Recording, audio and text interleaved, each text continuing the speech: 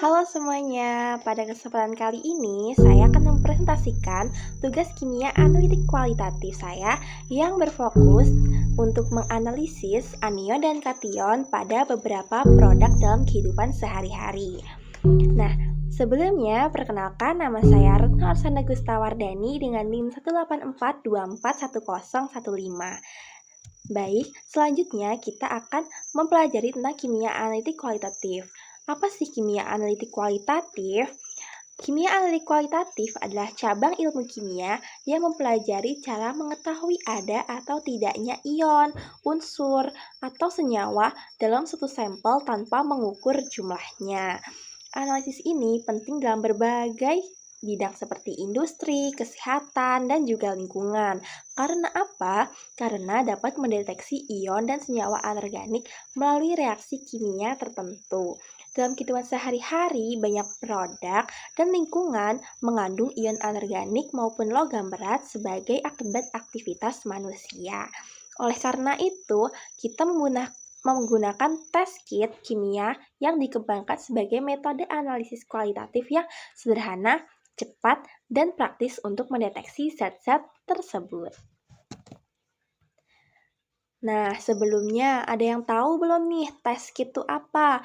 Test kit adalah seperangkat alat atau reagen sederhana yang digunakan untuk mendeteksi, mengidentifikasi, atau mengukur keberadaan suatu zat tertentu secara cepat dan praktis, baik secara kualitatif maupun kuantitatif. Di sini saya akan menganalisis kation dan anion dari dua produk yang sering kita gunakan dalam kehidupan sehari-hari. Nah, yang pertama, saya akan menganalisis pemutih pakaian. Siapa sih yang nggak tahu pemutih pakaian? Apalagi untuk pakaian yang warnanya putih. Nah, pemutih pakaian adalah bahan kimia yang digunakan untuk menghilangkan noda dan memutihkan kain dengan cara mengoksidasi atau mereduksi zat warna pada kotoran atau serat kain. Menurut artikel CDC, pemutih yang mengandung natrium hipoklorit efektif membunuh jika diencerkan dengan benar. Nah, pada produk ini berarti kita mendapatkan senyawa natrium hipoklorit, sehingga kationnya itu berupa ion Na+ dan anionnya berupa ion OCl- atau hipoklorit.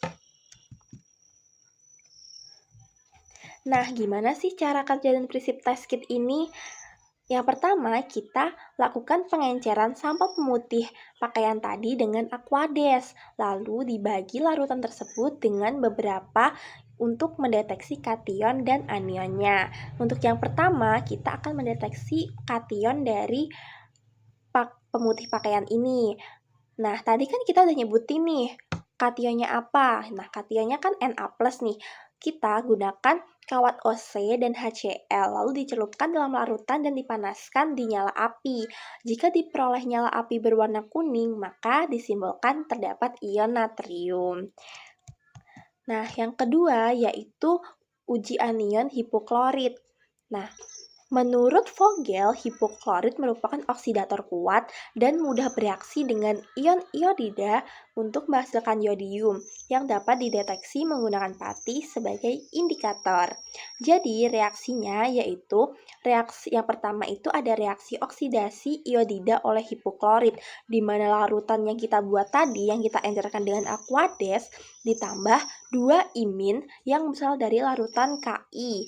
Lalu ditambah 2H+ yang berasal dari larutan asam sulfat sehingga menghasilkan iodin dan Cl- beserta air. Nah, selanjutnya reaksi iodin dengan pati. Setelah kita menghasilkan iodin tadi, I2 itu ditambah dengan amilum sehingga menghasilkan kompleks biru. Nah, muncul warna biru ini menunjukkan hasil positif dari ion hipoklorit tersebut. Nah, selanjutnya kita juga akan mendeteksi dampak lingkungan yang terjadi akibat adanya pembuangan dari pemutih atau natrium hipoklorit ini. Nah, tadi kan udah disebutin nih ion-ionnya. Tapi teman-teman, ion hipoklorit yang terbuang ke lingkungan perairan dapat bereaksi menghasilkan senyawa klorinasi dan bersifat toksik bagi organisme akuatik pada konsentrasi tinggi. Dari artikel yang saya cantumkan di samping, natrium hipoklorit juga dapat menyebabkan paparan gigi, kulit seperti iritasi, kemerahan, iritabilitas kulit, bahkan edema. Selain itu juga dapat menyebabkan gangguan pernafasan dan gas klorin dapat menyebabkan pneumonitis. Nah, berikut adalah daftar pustaka yang saya cantumkan pada beberapa analisis yang saya gunakan untuk pemutih pakaian tersebut. Nah, produk yang kedua yaitu saya menganalisis makanan kaleng. Pasti kalian sering dan pernah makan makanan kaleng kan? Nah, makanan kaleng ini adalah suatu produk makanan yang diawetkan dan disterilisasi kemudian dikemas dalam wadah kaleng kedap udara agar tahan lama, aman dikonsumsi, dan tidak mudah rusak oleh mikroorganisme. Pada produk ini terdapat senyawa anorganik yang dapat dianalisis dan terkandung di dalamnya, yaitu kationnya Na+ sebagai pengawet dan Sn2+ yang berasal dari kemasan kaleng. Nah, kenapa di sini saya hanya menyebutkan Sn2+? Karena di sini saya ingin berfokus kepada timah. Padahal selain timah terdapat juga seperti Pb, lalu ada juga Al yang merupakan kation atau logam yang berasal dari kemasan kaleng tersebut. Sedangkan anion yang saya cantumkan hanya Cl-. Karena NaCl merupakan suatu garam yang bisa sebagai pengawet, jadi merupakan satu kesatuan. Nah, selanjutnya yaitu cara kerja dan prinsip test kit nih teman-teman. Yang pertama yaitu sampel makanan kaleng dihancurkan dan dilarutkan dalam aqueous, lalu disaring untuk memperoleh filtrat, lalu dibagi larutan untuk uji masing-masing kation dan anion. Nah, tadi kan kita udah nguji kation terlebih dahulu nih. Nah, yang kali ini kita akan menguji anion terlebih dahulu. Test kit yang digunakan yaitu dengan metode argentometri, yaitu menggunakan AgNO3, di mana ion klorida bereaksi dengan perak nitrat membentuk endapan putih AgCl yang tidak larut. Nah, reaksinya yaitu larutan ditambah Ag+ dari larutan AgNO3 sehingga menghasilkan AgCl- atau endapan putih. Nah, berdasarkan hasil pengujian Badan Pengawas Obat dan Makanan FDA, hampir separuh 242 sampel makanan kaleng terdeteksi mengandung timah 90%. Migrasi timah ke dalam produk makanan kaleng dapat terjadi selama penyimpanan jangka panjang, terutama pada matriks makanan asam. Nah, selanjutnya yaitu dengan pengujian kation, di mana tadi kan kita sebutin ada Na sama Sn ya.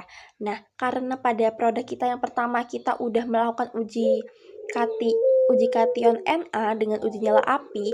Nah, selanjutnya kita menguji natrium dengan magnesium uranil asetat, di mana larutan tersebut ditambah dengan magnesium uranil asetat, dia akan membentuk endapan kuning kristalin yang khas gitu.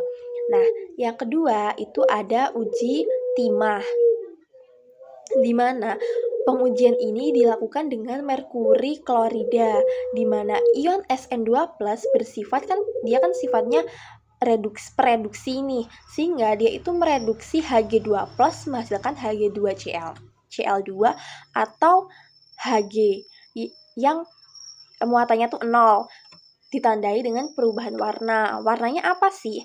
Nah, reaksinya tuh seperti ini teman-teman. 2HgCl2 ditambah SnCl2, dia akan menghasilkan Hg2Cl2 sebagai endapan putih dan SnCl4. Lalu jika ditambah Sn2+ berlebih, dia akan bereaksi Hg2Cl2 plus SnCl2 menghasilkan 2Hgs yang merupakan endapan menjadi endapannya tuh warnanya abu-abu, lalu ada SnCl4. Nah, selanjutnya kita akan menganalisis dampak lingkungan. Tadi kan kita kan mendapatkan sisa makanannya pasti kita kan membuang kaleng kan ya. Kaleng bekas itu yang tidak didaur ulang, mereka akan memenuhi tempat pembuangan sampah dan berpotensi melepaskan zat berbahaya ke dalam tanah dan air saat proses korosi. Korosi ini dapat mencemari air tanah dan sumber air lainnya yang berpotensi membahayakan ekosistem dan kesehatan manusia. Bahkan, makanan itu yang mengandung timah juga mungkin bisa berbahaya kepada kesehatan kita jika kita mengkonsumsinya terlalu banyak. Maka dianjurkan untuk mendeteksi agar timah yang terkandung dalam makanan itu tidak sampai tinggi konsentrasinya. Nah, berikut daftar pustaka yang saya gunakan untuk menganalisis makanan kaleng. Baik, sekian presentasi dari saya, kurang lebihnya mohon maaf. Terima kasih. Assalamualaikum warahmatullahi wabarakatuh.